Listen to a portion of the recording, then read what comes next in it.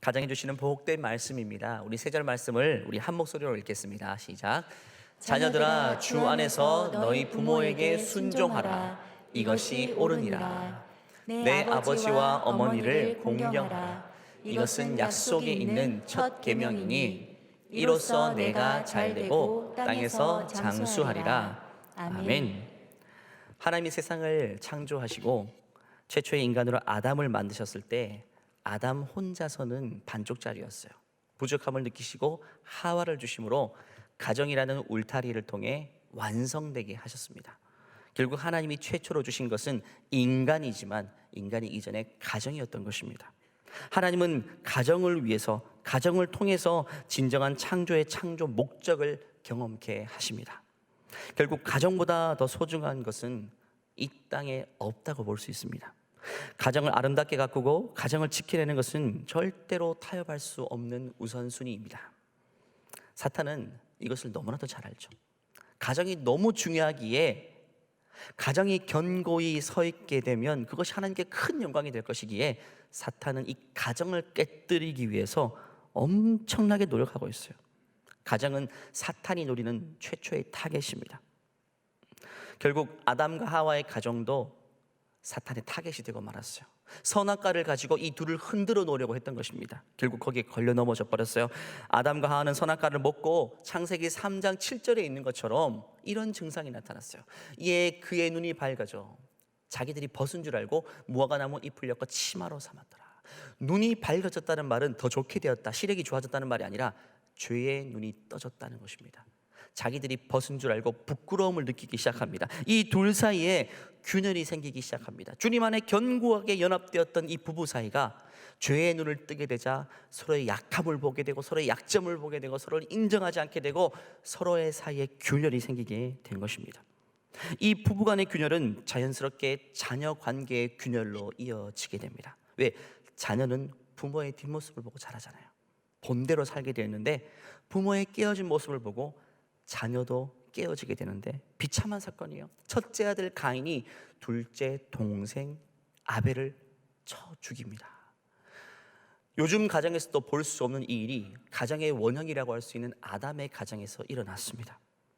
여러분, 성경에서는요 이걸 여과 없이 우리에게 보여주고 있습니다. 여러분, 우리가 아무리 뛰어난 남성, 이 가운데 남성이 많으시지만 아담보다 뛰어날 수는 없어요. 아담은 인류의 원형입니다. 이 가운데 많은 여성들이 있지만 하와보다 뛰어날 수는 없어요. 가정의 머리입니다. 어머니예요. 시초입니다. 태의 시초입니다. 그런데 이 아담과 하와의 가정도 견고히 서지 못하고 마귀의 유혹 속에 깨어지고 흩어지고 고통받았던 것을 보게 됩니다. 성경은 이 메시지를 통해 우리에게 중요한 메시지를 주고 있어요. 말씀 가운데 견고히 서 있지 않으면, 성령으로 온전히 연합되고 하나 되어 있지 않으면 마귀의 공격 속에 우리들의 가정도 절대로 견고히 설 수 없다라는 사실을 우리에게 보여주고 있는 것입니다. 우리가 사는 세대는 더 악해져 가고 있고요, 우리의 가정을 깨어놓기 원하는 시도하는 사탄의 전략은 더 진화되고 있고 다양해지고 있습니다. 사탄은 가정을 깨기 위해 시대를 따라 다른 전략과 다른 방식으로 연구하는데, 과거에는요 전통적으로는 가정을 깨뜨리는 데 집중했습니다. 근데 오늘날 포스트 모던 시대는요 가정의 출발조차 지금 사탄은 가로막고 있습니다. 사람들의 인식 속에서 가정이 뭐가 필요하냐, 가정이 뭐가 중요하냐라는 질문을 던지게 만듭니다. 과거에는 때가 되면 배우자를 만나서 결혼하고 때가 되면 자녀를 낳는 것 너무 당연하게 생각했습니다. 거기에 반기를 들거나 질문을 달 수는 없어요. 그냥 인간됨의 당연한 결과다. 그런데 지금은 왜 결혼해야지? 왜 같이 살아야 되지? 나 혼자 살면 되는데. 가정에 대한 필요성에 물음표를 달고 있어요. 왜 자녀를 낳아야 되지? 자녀의 존재에 대해서 생육하고 번성하는 인류의 태초의 명령에조차도 물음표를 달고 있는 시대입니다. 애초에 가정이 서지 못하게 만드는 거죠. 첫 번째는요 비혼주의입니다. 결혼을 애초에 하지 않으려는 의지를 가지고 있어요. 결혼을 못하는 게 아니라 못하는 것과 안 하는 건 다른 겁니다. 아주 어릴 때부터 결혼에 대한 생각이 없습니다. 계획이 없습니다. 계획이 없으니까 이루어지기 만무한 거죠.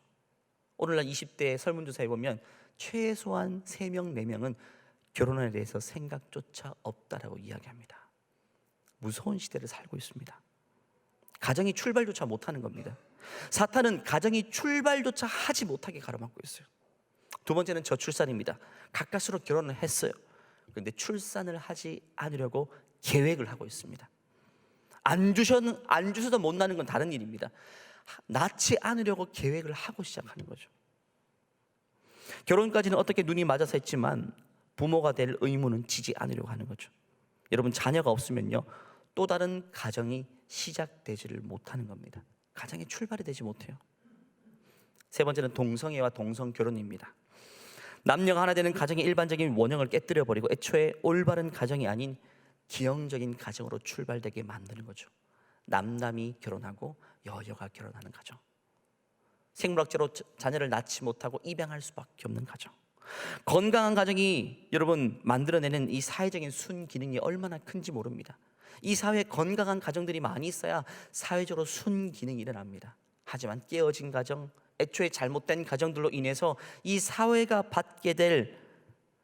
맞이하게 될 미래는 암담할 수밖에 없다는 것입니다. 우리가 경험하고 있는 개인적인 문제, 사회적인 문제의 원인을 거슬러 올라가 보면 대부분 다 가정 안에서 벌어졌던 문제 때문입니다.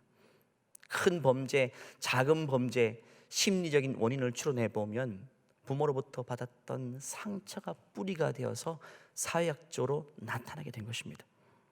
가정이 얼마나 중요한지 모릅니다. 그래서 저는 오늘 5월 가정의 달을 맞이해서 집중적으로 우리 가정에 대해서 살펴보길 원합니다. 근데 감사하게도 성경은요, 건강한 가정을 이루는 매뉴얼에 대해서 이미 다 언급을 하고 있습니다. 이야기해 주고 있어요. 많은 부분에 있어서 말입니다. 그것들을 하나하나 살펴보면서 이미 행복을 누리고 있지만 더 건강해지고 더 완성되어가는 저와 여러분들의 가정이 되기를 바랍니다. 오늘 첫 번째 시간입니다. 오늘의 주제는 좋은 자녀 되기입니다. 우리는 좋은 부모가 되기 위해 가장 먼저 좋은 자녀가 될 수가 있어야 됩니다. 반대로 말하면 한 가정에 좋은 자녀가 되지 못하면 좋은 부모도 될 수가 없다는 것입니다. 하나님은 우리를 이 땅에 태어난 그 순간부터 맨 처음 뭘로 부르셨죠? 자녀로 부르셨습니다. 한 가정의 자녀로 태어나게 하셨어요. 그 다음에 우리를 부르시는 것은요, 배우자로 부르십니다. 그 다음에 우리를 부르실 때는 부모로 부르시는 겁니다. 이게 순서대로 보면 처음에는 자녀, 두 번째는 배우자, 세 번째는 부모로 우리를 부르고 있어요. 이 세 가지 역할을 잘 감당해내면 우리는 건강한 가정을 세우고 누릴 수 있게 되는 겁니다. 순서대로 보면 이렇습니다. 첫 번째는 좋은 자녀가 되는 것, 우리는 노력해야 돼요. 두 번째는 좋은 배우자가 되도록 노력해야 돼요. 세 번째는 좋은 부모가 되는 것을 위해 노력해야 되고, 네 번째는 좋은 조부모가 되기를 노력해야 돼요. 건강하신 분들은 5번, 6번도 써내려갈 수 있게 되기를 바랍니다. 좋은 자녀가 되면요, 좋은 배우자가 될 수 있고, 좋은 배우자가 되면 좋은 부모가 될 수 있는 거예요. 이게 아주 긴밀하게 연결되어 있는 것입니다. 여러분, 이 중에 제일 중요한 게 뭘까요?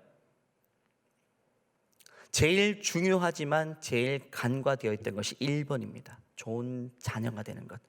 부모를 공경하는 좋은 자녀가 되는 것은, 보십시오, 저는 좋은 자녀 되기 세미나를 들어본 적이 없어요. 하지만 좋은 부모 되기, 좋은 배우자 되기 세미나는 세상에도 많고 교회에도 많습니다. 근데 좋은 자녀가 되기 위해서 노력하는 어떤 프로그램이나 어떤 세미나는 들어본 적이 별로 없어요. 왜? 사람들은 은연중에 저절로 된다고 생각하기 때문에, 아니면 내가 이미 태어날 때부터 자녀이기 때문에 나는 이미 좋은 자녀라고 인식하고 있기 때문에 이 중요한 1번을 놓쳐버리는 것입니다. 여러분, 어떤 분들이 이렇게 궁금한 분 계실 겁니다. 오늘은 어버이 주일이 아니라 어린이 주일인데요 라고 말하는 분도 있을 거예요. 어제 제 설교를 보고 목사님 한 분이 깜짝 놀랐어요. 목사님, 어버이 주일은 다음 주입니다. 제가 착각하고 이번 주 이 주제로 설교를 준비했을까 봐. 전 착각한 게 아닙니다. 아주 의도적이에요. 저는 어린이 주일보다 어버이 주일이 훨씬 더 중요하다고 생각합니다. 또 먼저 돼야 된다고 생각합니다. 좋은 어버이날을 보낼 수 있는 가정이 좋은 어린이날을 보낼 수가 있는 겁니다. 확실히 그렇습니다. 내가 부모를 공경하는 좋은 자녀가 되어야 좋은 부모가 될 자격이 주어집니다. 그리고 어버이 주일에 이 말씀을 나누면 여러분, 시간이 임박해서 적용할 시간이 없죠. 그래서 한 주 당겨서 말씀을 전함을 통해서 좀 한 주 동안 풍성히 적용하라고, 그렇게 살아라고 한 주 당겨서 말씀을 드리는 거예요. 우리는 두 개의 가정에 소속되어 있어요. 첫 번째 가정은 자녀로 소속된 가정입니다. 여러분 어릴 때 기억해 보십시오. 태어나면서 첫 번째 가정이 우리가 자동적으로 소속이 되는 겁니다. 두 번째 가정은 내가 결혼하고 배우자로 서게 됨으로써 내가 만들어내는 독립적인 가정입니다. 여기 계신 분들은 청년들, 아이들을 제외하고는 첫 번째, 두 번째 가정에 이미 둘 다에 속한 그런 상황일 것입니다. 근데 중요한 것은요, 이 둘 중에 첫 번째 가정에서 좋은 자녀가 되어야만 두 번째 가정에서 좋은 배우자가 되고 좋은 부모가 될 수가 있습니다. 여러분, 오늘 이 십계명 5계명을 기준으로 말씀을 잘하는데요, 이 십계명이 선포된 말씀의 기준은요, 그 첫 번째 1차 대상은 아이들이 아닙니다. 어떤 대상이냐면 30대, 요즘 말하면 40대, 50대 한 가정의 가장이 될 만한 그런 연령대의 자녀에게 주신 말씀이에요. 왜냐하면 그때 우리가 제일 유혹이 많습니다. 왜? 자녀도 키우고 있고 부모님도 모셔야 되는 끼인 세대입니다. 근데 살기 힘들다 보니까 가정에 있는 경제적인 자원, 시간적인, 물질적인 자원을 가지고 어디에 몰아넣죠? 우리는 본능적으로 뭔가 투자할 때 생산적인 것에 투자하게 됩니다. 그렇기 때문에 어느 것에 다 가치가 있는가, 가치를 따져보면 그래도 다음 세대인 우리 자녀에게 투자하는 것이 가치 있다고 본능적으로 생각합니다. 그렇게 되면 우리를 지극정성으로 우리를 키워왔던 부모님에 대해서 우리는 소홀할 수밖에 없어요. 왜? 과거 세대니까, 흘러갔으니까. 우리는 가정의 많은 자원들을 후 세대에게 집중 투자할 수밖에 없어요. 이런 끼인 세대에게 오늘 10계명 말씀은 5계명을 통해서 내 부모를 공경하라고 이야기합니다. 여기서 흔들리지 말고 중심을 잘 잡아서 자칫 소외될 수 있는 부모 공경에 대해서 더 무게를 두라고 이야기합니다. 그러면 그 가정에 하나님이 복을 주시겠다라고 말씀하시는 거죠. 여러분, 이런 말이 있죠. 한 부모는 10자식을 키워도 10자식은 한 부모를 모시지 못한다는 말. 정말 아픈 말이지만 현실이 되어가고 있는 것 같습니다. 부모는 자녀를 5명이든 10명이든 키워냅니다. 저는 자녀가 5명 있는 부모가 너무 벅차서 3명은 키우고 2명은 포기했다, 이런 말을 들어본 적은 없습니다. 끝까지 키워냅니다. 최대한 가정의 자원들이 공평하게 흘러갈 수 있도록 키워냅니다. 하지만 자녀는 아니더라고요. 자녀는 2명이든 심지어 10명이든 한 부모님을 모시기 버거워합니다. 정말 버거워요. 여유가 없다고 대부분 이야기합니다. 부모님은 여유가 있어서 자녀를 키운 게 분명히 아닌데, 자신이 먹을 것 못 먹고 입을 것 못 입고 누릴 것 못 누리며 자식들을 키워왔는데, 자녀는 여유가 있어야 부모님을 모실 수 있다는 어떤 조건을 이야기합니다. 부모는 무조건적인 사랑으로 자녀를 양육하였지만 자녀는 조건적인 사랑으로 부모를 공경하려고 하는 거죠. 대한민국은 유교 전통에 있는 나라이죠. 효는 우리가 본능적으로 나면서부터 배우면서 자라게 됩니다. 보면서 배운 것, 자라면서 배운 것이 굉장히 크죠. 이게 가풍이라고 흔히 하지 않겠습니까? 좋은 것을 모델 삼아 보고 자란 사람들은 저절로 좋은 효자가 될 수밖에 없어요. 저는 감사하게도 저희 부모님께서 참 좋은 효자였습니다. 저희는 친할아버지, 친할머니는 제가 어릴 때 일찍 돌아가셔가지고 뵌 적이 기억은 나지만 어렴풋이 기억합니다. 하지만 외할머니께서는 최근까지도 살아계셨어요. 몇 년 전까지. 저희 아버지께서 친부모님을 빨리 잃었기 때문에 우리 장모님을 진짜 친정엄마처럼 지극히 모셨어요. 그래서 저희 외할머니께서 늘 하시던 말이 기억이 납니다. 우리 사위가 아들들보다 더 낫다. 사위가 아들들보다 더 낫다. 물론 어떻게 사위가 아들들보다 더 낫겠습니까? 그렇게 말하는 이유는 사위가 그만큼 자기에게 큰 힘이 되고 위로가 된다는 의미겠죠. 저희 아내도 지금 어머니, 장모님을, 장인어른을 통해서 배운 좋은 가풍이 있습니다. 병들었던 노모를 가정에서 모시며 이제 기저귀까지 갈아드리면서 누워 계신 부모님을 지극히 모셨던 우리 장모님, 장인 어른의 모습을 통해서 제 아내도 그런 좋은 전통을 유전받았어요. 이런 가정은 여러분 사실 말씀이 필요 없을 정도로 본능적으로 부모님을 잘 모시게 되어 있어요. 하지만 그렇지 않은 가정도 꽤 많지 않겠습니까? 여러분, 만일 여러분이 부모님의 모습을 통해 좋은 효대의 모델을 배우지 못했다면 그렇게 살지 못하는 것이 불을 보듯 뻔합니다. 배운 대로 인간은 사역적인 동물이기 때문에. 하지만 우리 그리스도인들은 다르죠. 그리스도인 누구에게서 배우는 사람들이죠? 예수님에게서 배우는 사람들입니다. 부모님으로부터 좋은 모델을 보지 못했다 할지라도 이제는 우리의 모델 대신 예수님으로부터 배워야 됩니다. 크리스찬은요, 그 말의 의미처럼 그리스도를 따르는 사람이에요. 주님으로부터 배우는 사람입니다. 예수님께서 이렇게 말씀하셨어요. 마태복음 11장 28절 말씀 보니까 수고하고 무거운 짐진 자들아 다 내게로 오라.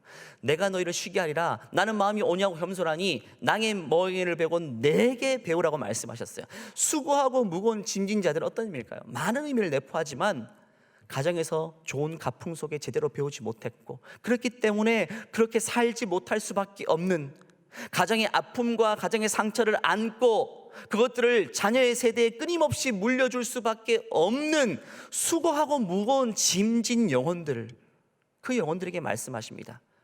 그대로 물려주지 말고 그대로 배운 대로 하지 말고 내게 배우라, 나에게 배우라고 말씀하십니다. 말씀을 통해 배우고 새로운 세대를 살아나가라고 말씀하는 것입니다. 과거에 부모로부터 상처받고 아픔이 있는 분들은 부모를 공경하는 거 쉽지 않습니다. 저도 청년들과 상담할 때 너무 많이 상처받은 아이들은 부모 공경이라는 말은 들으면 경기를 일으켜요. 제가 청년부대 설교한 적이 있는데 심지어 설교를 듣다가 나간 사람도 있습니다. 중간에 못 받아들이겠는 거예요. 심지어 결혼을 하라고, 결혼은 사명이라고 말씀을 전할 때도 청년 가운데 나가서 바로 저에게 문자 보낸 사람도 있어요. 못 버티겠다고, 그런 말을 듣는 게. 왜냐하면 가정에서 너무 큰 상처를 받았죠. 특히 아버지한테 상처받아서 결혼하지 않겠다, 너무 아픔을 받았기 때문에 부모 공경이라는 말을 들으면 몸이 받아들이지 못할 정도로 상처투성인 사람도 있어요. 그런 분들은 중요한 것은요, 그렇게 대물림하며 살 수밖에 없어요. 그렇게 되면 나중에 그가 결혼을 하고 자녀를 낳게 되면 자녀가 또 그를 그렇게 바라볼 수밖에 없어요. 여러분, 중요한 것은요, 새로운 세대를 만들어가는 게 중요합니다. 그러기 위해서 우리는 예수님에게서 배우는 게 중요합니다. 그렇게 보고 배우지 못했지만 예수님을 구주로 모시고 주님으로부터 올바른 가정의 가치관을 배우는 게 중요하다는 것입니다. 주님께 배우는 자는 다릅니다. 주님이 그 안에 계시고 예수님을 따라 살기 원하는 자들에게는요, 이제 과거의 아픔과 상처를 치유해내시고 새로운 세대를 만들어갈 수 있는 은혜를 주시는 겁니다. 예수님께서 이렇게 말씀하셨어요. 마태복음 19장 19절 말씀 보니까 내 부모를 공경하라, 내 이웃을 내 자신같이 사랑하라, 이 두 계명을 주셨는데요, 이때 이 왜 이 말씀을 하셨냐면 한 사람이 예수님께 질문했어요. 인간이 어떻게 구원을 얻습니까? 사람이 어떻게 구원받죠? 이렇게 질문했을 때 예수님의 대답이 내 부모를 공경하라, 이렇게 말씀하십니다. 부모 공경에 대한 율법은 최상위에 있는 율법입니다. 모든 율법을 완성하는 겁니다. 부모를 공경하면 모든 사람에게 잘할 수밖에 없다는 거예요. 기준을 바르게 세우고 사는 사람이란 것입니다. 이게 영생 얻는 첫걸음으로 부모 공경을 이야기하는 거 보면 이 부모 공경은 결코 가벼운 율법이 아닌 것입니다. 예수님도 지금 10계명 5계명을 인용해서 하시는 말씀이에요. 사도 바울은 에베소서 10계명 5계명을 이렇게 인용합니다. 에베소 6장 1절, 오늘 본문 말씀인데 다시 한번 읽겠습니다. 시작. 자녀들아 주 안에서 너희 부모에게 순종하라. 이것이 옳으니라. 내 아버지와 어머니를 공경하라. 이것이 약속이 있는 첫 계명이니 이로써 내가 잘되고 땅에서 장수하리라. 부모 공경이 약속이 있는 첫 계명, 10계명 중에 5계명이 바로 약속이 있는 첫 계명이라고 이야기합니다. 여러분, 10계명 중 다른 계명들은 어떤 명제만 있습니다. 출애굽기 20장 한번 볼까요? 뭐 하라, 뭐 하지 말라 명제만 있어요. 예를 들면 5계명 내 부모를 공경하라, 6계명 살인하지 말라, 간음하지 말라, 도둑질하지 말라, 거짓 증거하지 말라 명제만 있지만 유독 5계명을 보면 그 명제와 더불어 약속이 붙어 있어요. 이것을 순종하는 자에게는 이런 약속을 주겠다. 내 부모를 공경하라. 그리하면 내 하나님 여호와가 내게 준 땅에서 내 생명이 길어질 것이다. 그만큼 부모 공경에 대한 율법은요, 하나님 명령은 중요하다는 것입니다. 중요하기 때문에 이것을 순종하는 자에게 하나님 놀라운 축복까지 약속해 주십니다. 축복의 내용을 보면요, 내 하나님 여호와가 내게 준 땅에서 내 생명이 길리라. 이 십계명 율법을 받았던 사람들은요, 유목민이었어요. 광야에서 유목하던 사람이었어요. 내 집, 내 땅 정착, 이런 것은 꿈 같은 이야기, 한 번도 본 적도 없고 경험해 본 적도 없는 그런 이야기들입니다. 그런데 그 약속을 지금 부모를 공경하는 자에게 주시겠다고 하십니다. 땅을 경험해보지 못한 사람들에게 정착할 복된 땅을 주고, 여러분 땅이 없는 유목민이기 때문에 다음 세대 그 다음 세대 생각지 못하고 삽니다. 길 가면서 자녀를 낳아야 될 세대입니다. 아이들이 단명할 수밖에 없어요. 그 다음 세대는 꿈 같은 이야기예요. 그런데 땅의 정착과 더불어서 대대의 축복, 그 유업을 이어갈 것을 약속해 주십니다. 꿈 같은 약속인 거죠. 이것이 부모 공경을 통해서 우리에게 주시는 아주 무게 있는 축복의 말씀인 것입니다. 죄송합니다. 오늘날 부모를 공경하지 못한다는 이유를 참 많이 댑니다. 아버지가 경제적으로 뒷바라지를 많이 못해줬기 때문에 부모님이 부모 역할을 나에게 잘 못해줬고 나 혼자 근근히 살았다, 이렇게 말하는 분도 있을 거예요. 근데 이 십계명이 주어졌을 배경 당시에도 사실 마찬가지였어요. 광야 텐트 생활하며 이동했던 그들에게 부모의 역할 딱히 없었어요. 여러분, 아버지라고 밭에서 들에 나가서 직장에 나가서 일할 수 있는 사람이 아니었어요. 겨우 할 수 있는 것은 텐트 밖에 나가가지고 만나 메추라기 이렇게 담아와가지고 그걸 먹일 뿐이었어요. 노동도 못했습니다. 아버지가 어떤 사회적 지위를 가지고 활동도 왕성하게 하고 자녀를 보란듯이 뒷바라지 해줄 수 있는 그런 시대가 아닌 배경에서 오늘 십계명은 주어졌습니다.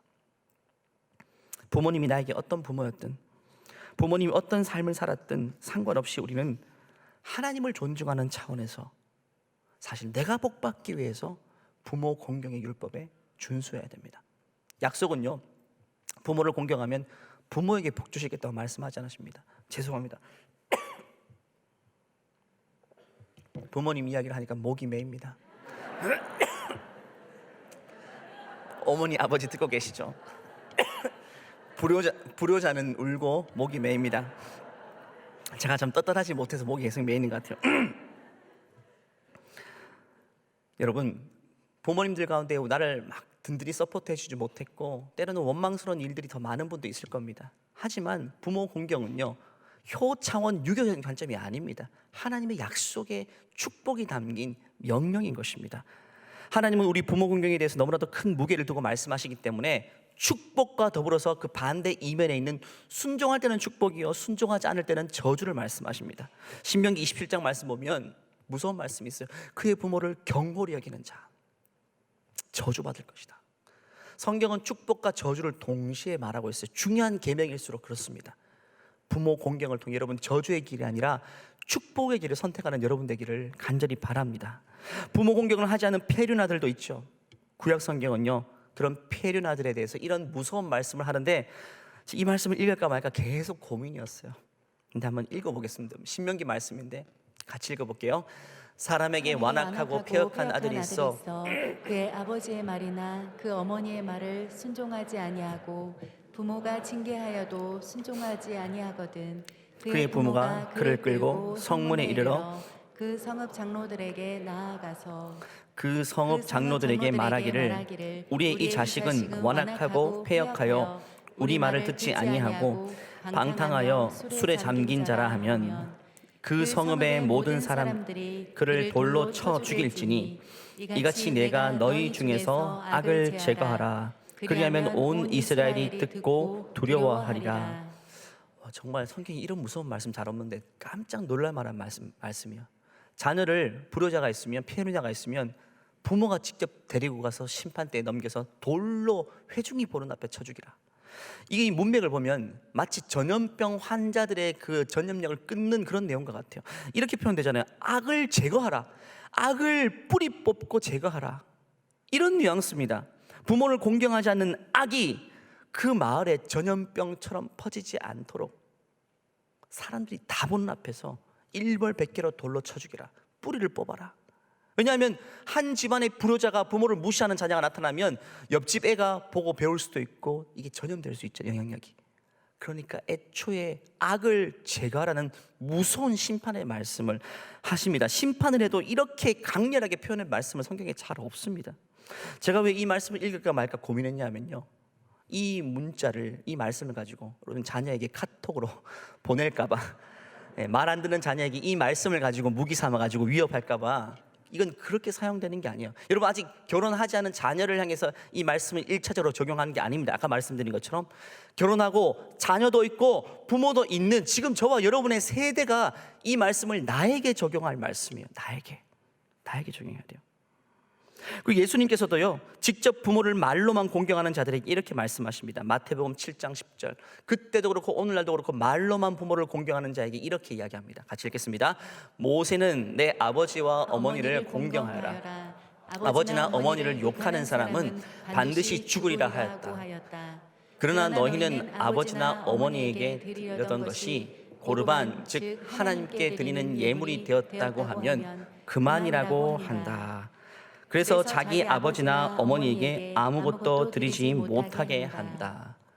그 당시 유대인들은요, 구약의 율법을 알았기 때문에 부모 공경을 해야 됩니다. 근데 하기 싫은 거예요. 본능이 하기 싫은 거예요. 집에 돈이 있는데 부모님에게 흘려보내기 싫어요. 자녀에게 다 쏟고 싶어요. 그래서 핑계대는 말이 뭐냐면, 구약에는 그런 율법이 있지만 더 큰 율법이 있는데 그건 뭐냐면 고르반입니다. 고르반 제도가 뭐냐면 예물로 드려졌다는 의미인데, 내가 돈은 있지만 이 돈은 아버지에게 드릴 것이 아니라 더 상위 개념 뭐죠? 하나님께 드릴 것입니다.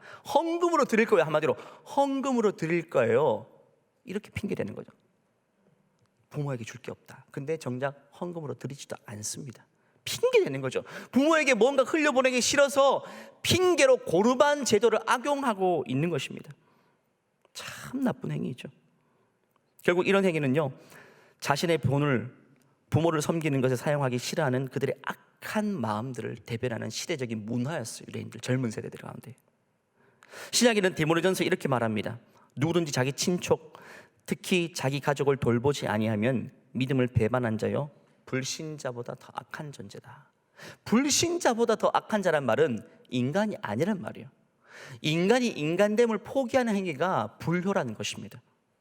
한마디로 신자가 되기 전에 먼저 인간이 되라고 말씀하십니다. 여러분, 예수 믿고 이렇게 교회 생활하고 신앙생활 하는데 신자가 되기 전에 우리는 기본적으로 인간이 먼저 돼야 돼요. 인간이 뭡니까? 동물이 아니잖아요.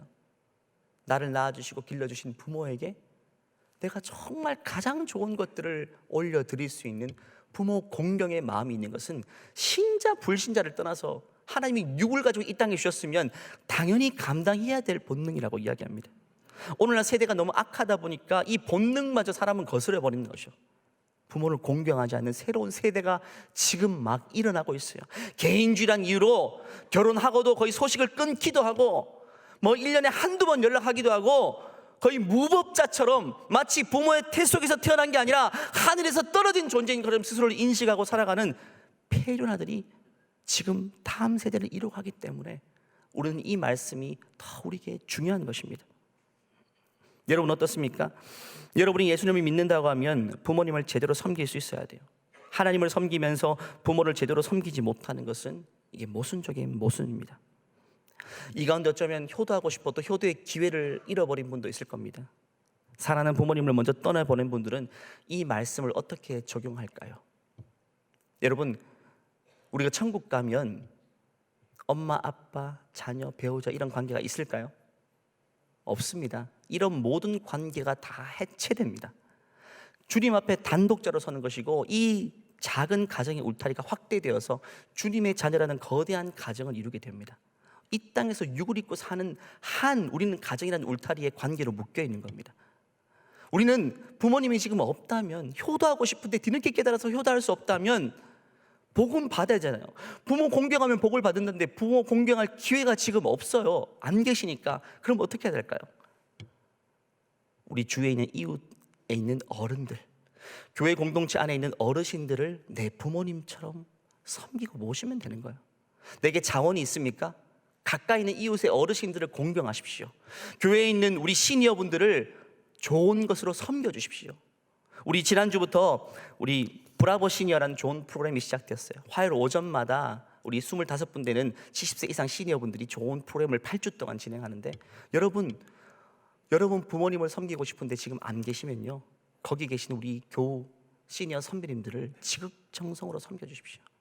그러면 하나님이 동일한 경배를 받으시고 여러분에게 부모 공경의 동일한 축복의 약속의 말씀이 여러분에게 적용되는 것입니다.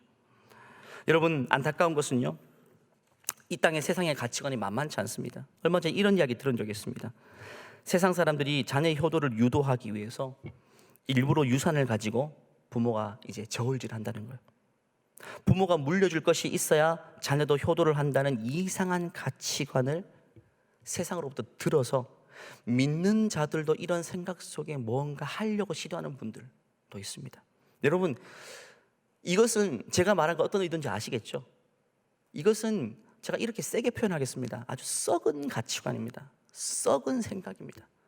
오물이 내 속에 들어와 있는 거예요. 이런 가치관 누구에게서 배웠습니까? 세상 중에 세상의 가치관입니다. 물질로 심지어 자녀까지 좌우하려는. 여러분, 효도는요, 부모를 공경하는 마음은 부모가 가진 것을 탐하는 마음에서 비롯될 수 없는 거예요. 부모가 손에 가진 그걸 탐하는 마음, 그것을 인위적으로 유발하는 게 공경입니까? 아니요. 그렇게 해서 복을 주신다고 말씀하시는 게 아닙니다, 여러분. 혹여나 지금도 그렇게 저울질하고 있거나 지금도 언제 줄까, 무얼 줄까 이런 것들로 뭔가 고민하고 있다면 여러분, 우리는 세상 가치관에 굉장히 이미 젖어 있다는 것을 보여줍니다. 거기서 떨쳐버리십시오. 내가 만약에 물려줄 것이 있어야 자녀에게부터 공경을 받는다면 여러분, 자녀를 잘못 키운 거죠.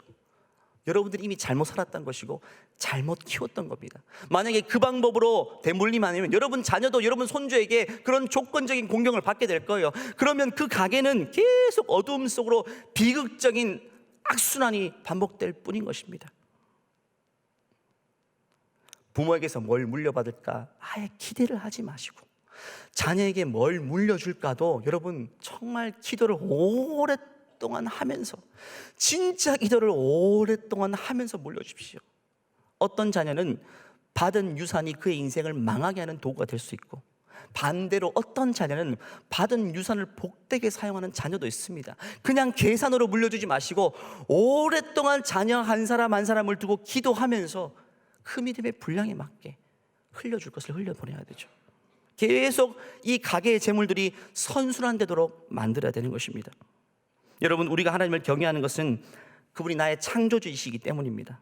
마찬가지로 부모를 존경하고 부모를 해야 되는 이유는 내가 부모의 태에서부터 나왔기 때문이고, 하나님께서 이 땅에 부모와 자녀의 관계를 맺어주셨기 때문입니다. 내가 왜 수많은 사람들 가운데 왜 우리 부모의 태에서부터 태어났을까? 하나님이 창조의 질서 가운데 맺어주신 겁니다. 그렇기 때문에 우리 부모님이 불만족스러웠다 할지라도 우리는 하나님의 창조 질서를 경외하는 마음으로, 하나님을 존중하는 마음으로 부모를 공경할 수가 있어야 돼요. 결국 효도의 근거는요, 이 땅에서 부모로 만나게 하신 하나님에 대한 경외함으로부터 출발해야 됩니다. 그렇기 때문에 부모는 하나님이 세우신 신정적인 권위를 갖고 있어요. 여러분, 부모가 가진 자녀가 생물학적인 권위, 사역적인 권위, 키워줬기 때문에 사역적인 권위, 내 배에서 낳기 때문에 생물학적인 권위가 아닙니다. 하나님이 세우신 신정적인 권위입니다. 그렇기 때문에 하나님의 권위를 존중한다면 나를 태어나게 하신 부모의 권위를 동일하게 존중할 수 있어야 돼요. 두 번째는요, 하나님이 부모에게 권위를 주신 이유는요, 질서 때문입니다. 하나님은 만물의 질서를 부여하십니다. 하나님은 가정을 구성하실 때 가정 안에 질서를 주셨는데 부모와 자녀 간에 질서를 주셨어요. 그 질서를 존중하는 차원에서 우리는 부모를 공경해야 되고 부모는 자녀를 사랑하고 희생해야 되는 겁니다. 여러분, 질서를 존중하는 것은요 정말 중요합니다. 부모를 공경하는 사람이요, 여러분 잘 보십시오. 부모를 공경하는 사람이 결국 스승을 공경하게 되어 있고요, 존중하게 되어 있고, 법 질서도 잘 따르게 되어 있고, 교회의 질서도 잘 인정해서 목회자의 말도 잘 순종하고, 하나님의 권위도 잘 순종하고 존중하게 되어 있어요. 하나의 권위에 순종하는 것들을 잘 배우면, 가정에서 잘 배우면 모든 권위에도 아주 순응하게 되어 있어요. 반대로 여러분, 늘 시니컬하고 냉소적이고 뭔가 권위에 아주 알레르기성 반응을 보이는 사람들 있죠. 그런 분들은 대부분 다 부모를 순종하는, 부모의 권위에 순종하지 못하는 그 본능에서 비롯된 것입니다. 그 사람은 스승도 존경하지 않고요, 부모도 공경하지 않고, 법 질서도 무시할 수도 있고, 다 연결되어 있는 겁니다. 우리의 자녀를요, 권위에 잘 순종하고 질서에 잘 순종하는 복된 자녀로 키워야 되는 겁니다. 그렇게 해서 내가 먼저 복된 자녀로 모델을 보여주는 게 너무너무 중요한 것이죠. 어떤 분은 이렇게 말하는 분도 있습니다. 자녀로서 내가 가진 게 부족하고 없어서 효도하지 못한다고 하는 분도 있어요. 그런 마음 품을 수 있죠. 하지만 성경에 보면요, 시부모님, 시어머니를 지극히 공경의 복을 받은 룻이 있습니다. 룻은요, 밀과 보리 이상만으로 시모인 나오미를 지극히 섬기고 그를 행복하게 해주었어요. 재산 없었습니다. 그냥 쭉정이들 있잖아요. 버려진 것들을 모아서 그것 가지고도 충분히 시어머니를 아주 행복하게 해드렸어요. 있어서 효도한 게 아닌 거예요. 예수님도 마찬가지죠. 예수님 재산 없잖아요. 가진 게 없지만 육신의 어머니 마리아를 지극히 섬기고 모셨고요, 십자가상에서 고통당하며 숨이 멈춰지는 그 순간에도 그 제자 요한에게 우리 어머니 마리아 좀 부탁한다, 내가 이제 가니까 너가 잘 부탁해, 이렇게 어머니를 끝까지 모시고 섬기는 모습을 보여줄 수 있어요. 여러분, 효도에 있어서 유교와 가장 큰 차이점이 뭘까요? 기독교는요, 철저하게 살아있는 부모님에게 공경하는 거예요. 근데 유교는 돌아가신 부모님을 제대로 모셔야 된다 이렇게 하죠. 물론 살아계신 부모님들 모시지만 본격적으로 돌아가시고 나서 제사로 제대로 모셔야 돼. 근데 기독교는 그 하나도 안 중요해요. 모든 포커스는 부모님이 살아계실 때 하나의 기쁨이라도 더 드리는 것이 효도라고 이야기합니다. 말씀을 마무리합니다. 이 사실 부모 공경에 대해서는 말씀 전할 게 너무 많아서 제가 원고를 너무 많이 써서 잘라내는데 바빴어요. 이제 마무리는요, 부모 공경의 방법이에요. 몇 가지 방법만 말씀드리고 한 주 동안 열심히 적용해 봅시다. 한 주가 아니라 우리 앞으로 계속해서 한번 적용해 봅시다. 첫 번째는요, 부모님께 공경과 존경을 표현하는 겁니다. 공경이란 단어가요, 헬라어로 무게를 인정하다라는 의미입니다. 무게를 인정하다가 어떤 무게일까요? 어머니 아버지가 살았던 인생의 무게를 인정해 드리는 겁니다. 정말 힘들고 어려운 격동의 시기를 사시면서 그럼에도 불구하고 나를 키워주신 그 인생의 무게, 그걸 인정해 드리는 겁니다. 그래서 그걸 말로 표현하는 거죠. 어머니가 살았던 인생의 무게를 늘 인정해 드리고, 집안에 중요한 문제가 있으면 자녀에 대한 문제도 어머니 아버지 노모이지만 사실 이 현 세대의 지식은 없으시지만 그냥 상의를 드리는 거예요. 상의 드리고 의논하는 겁니다. 왜? 그분의 인생의 무게를 인정하는 방법이 바로 이런 것입니다. 자주 의사를 묻고 상의해드리고 자주 존중을 표현하는 것, 이게 부모님 입장에서는 큰 공경인 것입니다. 두 번째는요, 너무 중요해요. 부모님을 위해 기도하는 겁니다. 자녀를 위해서는 날마다 기도하지만 부모님을 위해서는 5월달이 되면 그제서야 생각나서 엄마 아빠 이렇게 기도하는 분도 계시죠. 5월 둘째 주 반짝 효자가 되지 마시고 1년 내내 여러분 부모님을 위해서 날마다 기도하기를 원해요. 연로하신 부모님, 부모님의 건강을 위해서, 노년에 외롭지 않는 삶을 위해서, 인생의 마지막으로 갈수록 더 활짝 꽃피고 복된 하루하루로 인생을 마감할 수 있도록 부모님을 위해서 기도하는 것이 공경의 중요한 방법이에요. 마지막 세 번째는요, 부모님을 기쁘시게 해드리는 지혜가 필요합니다. 여러분, 지혜가 없으면 다 꽝입니다. 지혜는 뭐냐면 받는 사람의 입장을 생각하는 겁니다. 최근에 한 장로님과 대화할 때, 장로님은 예배드리는 게 제일 기쁘지만 그래도 제일 활력이 되는 것은 손주 얼굴 보는 거래요. 직접 가서 못 볼지라도 영상 통화라도 하면 그게 비타민 한 달치를 복용한 이게 큰 힘이 되는 거예요. 저희 부모님도 그렇게 말씀하시더라고요. 부모님에게 여러분 10만 원짜리 영양제를 한 번에 보내드리는 것보다 10,000원짜리 과일을 10번 나누어서 보내드리는 게 훨씬 더 지혜로운 효도입니다. 왜냐하면 그 10번의 선물을 받으면서 포도 한 박스를 받더라도 전화할 수 있잖아요. 부모님은 자녀에게 전화하는 것도 망설여져요. 그때 선물을 받고 고맙다라고 전화할 수 있는 빌미를 제공하잖아요. 그러면 자녀 안부도 묻고 손주 얼굴도 영상통화로 볼 수 있는, 이게 자연스럽게 연결되는 거예요. 부모님 입장에서 무엇을 요구하시는가, 무엇이 필요한가. 제가 첫째가 6학년인데 핸드폰을 얼마 전에 중고로 처음 사주면서 처음 카톡을 자신의 계정으로 해줬어요. 그럼 조건을 확실히 달았어요.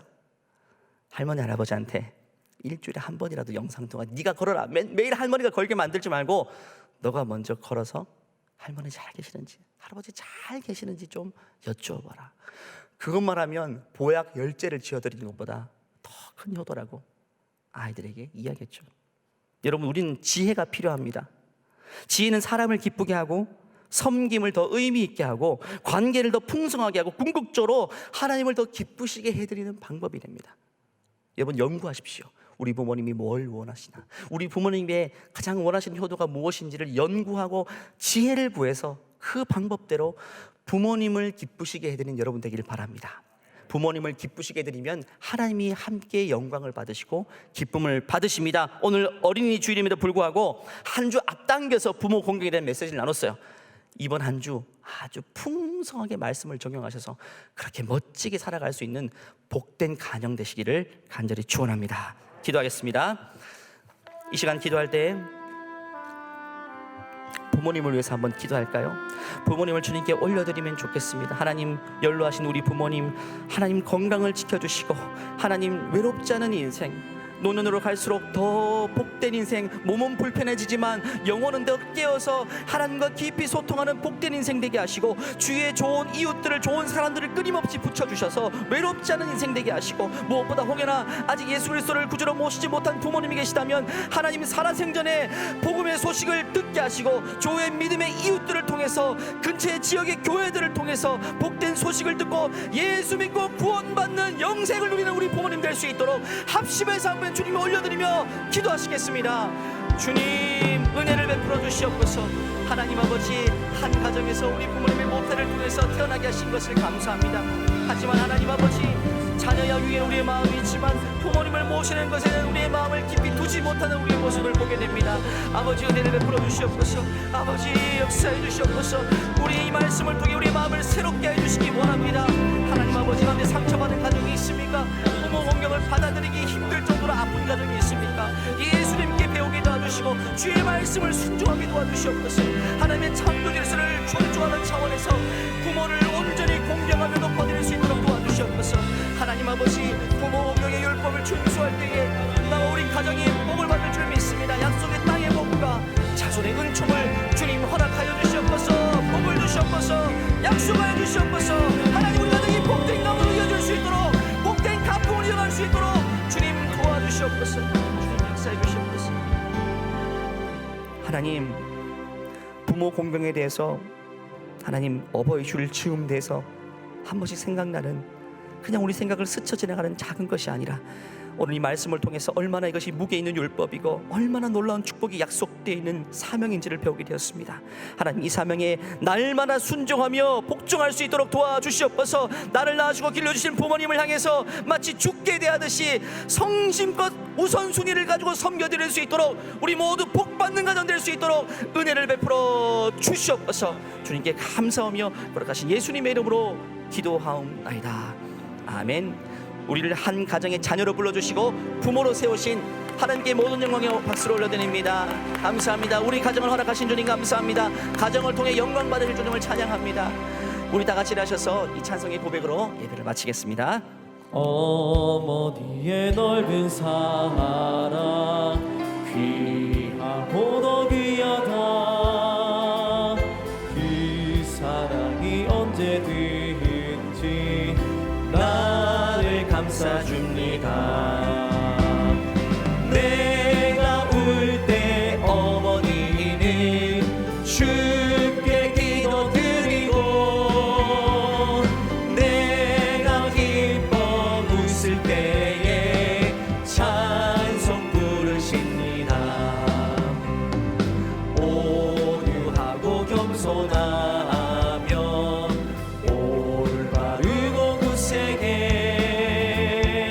아버지의 뜻 받들어 보람 있게 살리라. 분파 많은 세상에서 선한 싸움 싸우라. 생명신의 흐르는 곳 길이 함께 살리라. 내가 올 때 어머니는, 내가 울 때 어머니는 주께 기도드리고, 내가 기뻐 웃을 때에 찬송 부르십니다.